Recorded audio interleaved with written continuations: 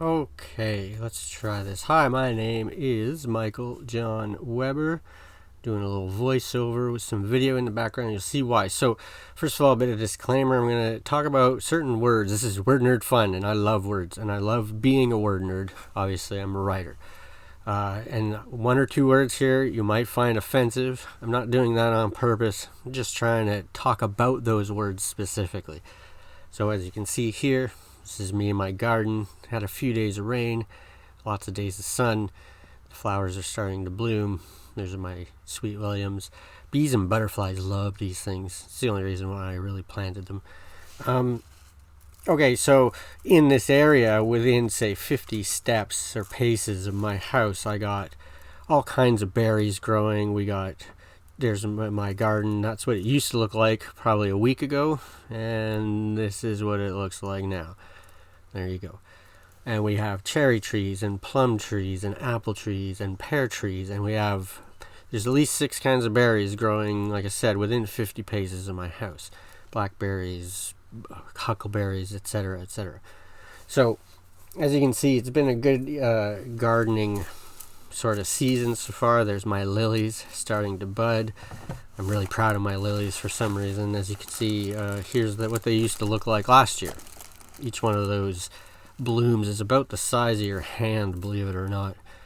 So, while I'm out here looking for berries, you can see all this. This is salmon berries, this is thimbleberries, it's just everywhere. And I happen to notice that along this little side road here, we got growing what is called an Indian-Plum tree. And there's that little fruits it bears. Apparently they are edible, though I don't know anybody that eats them. And there you go. Now the name is what sort of I was going to talk about it, but I wasn't sure if I'm allowed to say the word. It occurred to me that perhaps this shrub-like tree comes from India, and then earning, of course, the name Indian plum would be politically correct, as they call it nowadays. Or if it's a misnomer, indeed, where Europeans thought they were in India when they first arrived here, then maybe it's offensive. I tried looking up another name. Here's the Latin name that I'm currently just too lazy to try to pronounce. I also found out they could be called ossoberries, so maybe that's a less offensive sort of thing. But then, being a word nerd, I started thinking about that. First of all, ossoberry, I wonder if that is from the prefix, say, for the Latin word for bone. Because indeed these plums are very hard, you'd have to crunch through them, geez. So you could call them bone berries. Hey, maybe if you're a writer and you're writing a fantasy world, you need a special kind of berry, bone berry. You're looking at now here, these are evergreen red huckleberries, which my chickens absolutely love like candy. But anyways, it got me to thinking the word nerd of Indian plum, whether or not it was appropriate to call it Indian plum. Should we then just call it North American plum? Would that be more acceptable? But then I started thinking about the word North American itself. I mean, I never in history learned what the original people living on this supercontinent called the supercontinent. Where did we get the word America? Why do we even use that to label this entire supercontinent? So I did a little bit of research. I don't hang out on the internet, so maybe 5 minutes on the internet when I could, and then a few books I got lying around. Apparently, it turns out this place, America, this supercontinent, was named after a Florentine navigator named Amerigo Vespucci, if I'm pronouncing that right. So then it occurs to me, okay, well then this massive landmass of North America, South America, and Central America, the name America itself might be a misnomer. Again, indeed, it might even be offensive, though that's not my point. My point more is, well, what would be a better word in the word nerd of things to use? So, in this area, I've talked to local people who count themselves as North Americans, and it turns out, at least in part, that certain tribes here in North America used to call this place, translated into English, it would be Turtle Island. So that blew my mind first. Wow, there was a name previous. Like in Canadian history, we always learned that when Europeans first came to Canada and they asked the local inhabitants, what is the name of this place? As the legend goes, they pointed just vaguely off into the distance and said the word Kanata, which apparently translated into English means village. And of course, the Europeans, and encountering the language barrier, assumed that these original people here were talking about the whole wide country was called Kanata, when really they were simply just pointing to the nearby village. So now, indeed, the word Canada is now sort of an etymological outgrowth from Kanata, and overall means village. So this is how I like to play with words.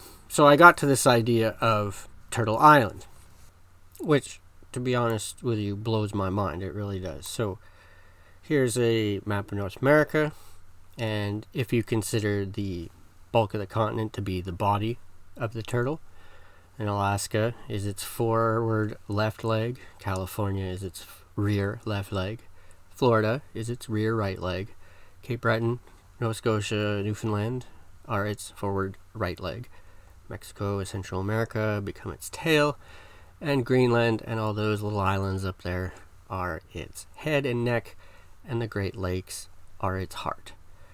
And then we add a little smiley face just for fun, and that's why it was called Turtle Island.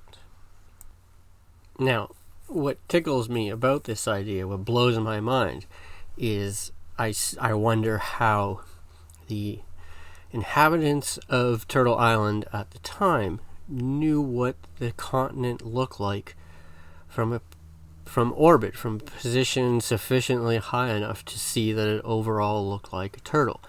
The only sort of reasonable conclusion one could reach is that combining copious numbers of hyper-accurate maps together, or even just vaguely accurate, that they could then puzzle together an overall map of the continent, see that it looks like a turtle, and say, yo.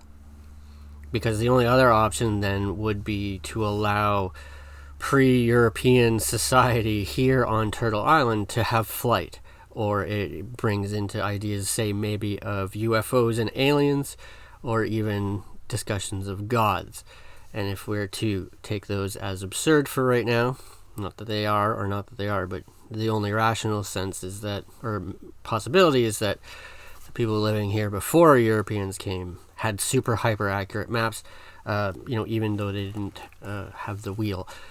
So you tell me, what do you think? Is the word Indian-Plum offensive in this context? Should it be named a North American plum? Should we just stick to ossoberry? Is North American, is America or American, those words, are they in a way incorrect or misnomers? And then finally, how the hell do you think people knew this place looked like a turtle before, like, hundreds and hundreds of years ago? How? I'm curious. It blows my mind. So here we are. Turtle Island. We are now all inhabitants of Turtle Island. Do we call ourselves, I don't know, Shalonians? Is that, would that be, instead of Americans? Shalonians? Okay. Anyway, have a good one.